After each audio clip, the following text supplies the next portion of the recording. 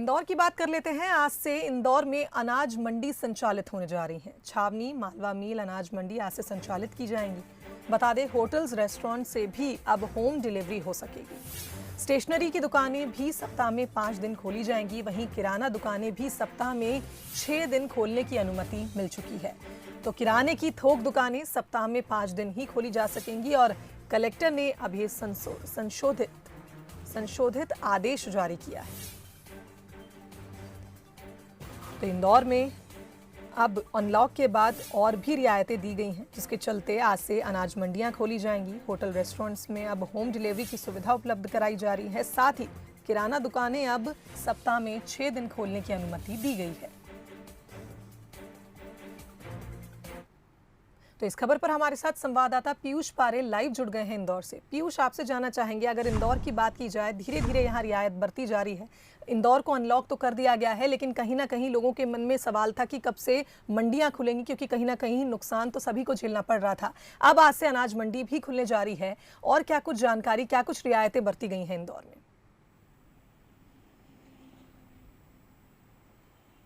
देखिए, जैसे जैसे इंदौर में कोरोना की रफ्तार कम पड़ रही है, लगातार पॉजिटिव रेट में भी यहाँ पर गिरावट आई है। उसके बाद में क्राइसिस मैनेजमेंट कमेटी की ये कोशिश थी कि कैसे इंदौर को अब धीरे धीरे और रियायत यहाँ पर दी जाए, और इसी के जो है वो मद्देनज़र कल एक मीटिंग यहाँ पर देर शाम रखी गई थी। और क्राइसिस मैनेजमेंट कमेटी ने ये फैसला लिया है कि अब जो अनाज मंडियाँ हैं लंबे समय से बंद है और किसान भी लंबे समय से परेशान हैं, उन्हें रियायत देते हुए अब अनाज मंडियों को यहाँ पर खोलने की अनुमति दे दी है। इंदौर की छावनी अनाज मंडी के साथ ही लक्ष्मीबाई नगर और मालवा मिल अनाज मंडी में भी अब संचालन होगा। हालांकि कोविड गाइडलाइन का यहाँ पर पूरी तरह से पालन करना होगा। दूसरी तरफ अगर बात करें तो रेस्टोरेंट और कई ऐसे जो जिस तरीके के होटल्स हैं, वहाँ पर भी सीधे तौर पर कोविड-19 की गाइडलाइन के तहत टेक अवे और होम डिलीवरी की अनुमति यहाँ पर शासन प्रशासन ने दी है, जिसके तहत अब सिर्फ ओनली होम डिलीवरी यहाँ पर की जा सकेगी। और जो रेस्टोरेंट है छोटे, वो खुलेंगे नहीं, लेकिन वहाँ से सीधे तौर पर जो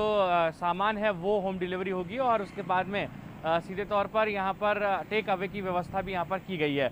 दूसरी तरफ स्टेशनरी की दुकानें हैं, सराफा बाजार है। महत्वपूर्ण बाज़ारों की बात करें तो पहले भी यहाँ पर क्राइसिस मैनेजमेंट कमेटी ने निर्णय लिया था कि किराना दुकानें अब धीरे धीरे खुलेंगी, लेकिन अब उनका समय भी यहाँ पर बढ़ा दिया गया है। सराफा बाजार भी यहाँ पर 1 बजे तक खुलने की अनुमति दी गई है। साथ ही स्टेशनरी शॉप्स भी यहाँ पर अब पूरी तरह से खुल जाएंगी। हालांकि क्राइसिस मैनेजमेंट कमेटी का यह भी कहना है कि आंकड़े पूरी तरह से यहाँ पर अभी कम नहीं हुए, यानी कि अभी भी खतरा यहाँ पर बरकरार है। लिहाजा पूरी तरह से गाइडलाइन का पालन करना होगा और पुलिस प्रशासन और नगर निगम लगातार यहाँ पर मॉनिटरिंग करते रहेंगे। तो अब कोशिश वही है कि जिस तरीके से कोरोना की दूसरी लहर के बीच में इंदौर लॉक हुआ था और व्यापारिक गतिविधियाँ भी यहाँ पर पूरी तरह से प्रभावित हुई थी, अब कैसे व्यावसायिक गतिविधियाँ भी पटरी पर आए और संचालन यहाँ पर शुरू हो दुकानों को, उसको लेकर भी यहाँ पर कोशिशें अब नजर आने लगी है। जी बिल्कुल पीयूष, एक तरह से कहा जाए, जिस तरह से कोरोना नियंत्रित हो रहा है और पॉजिटिविटी रेट में भी प्रदेश में कमी आई है, इसको देखते हुए अब इंदौर को धीरे धीरे और खोला जाएगा।